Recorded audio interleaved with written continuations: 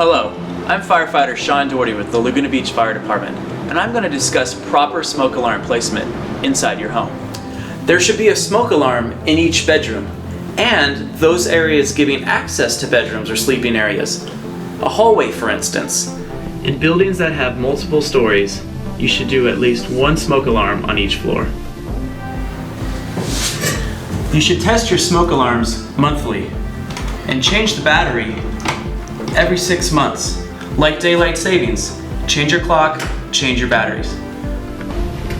Some newer smoke alarms have a lithium-ion battery that's good for 10 years. The fire department also recommends installing a carbon monoxide alarm in your home, but that'll be for another public service announcement. In the meantime, for more information about smoke alarms, please visit our webpage or stop by a local fire station. Thank you, and be safe.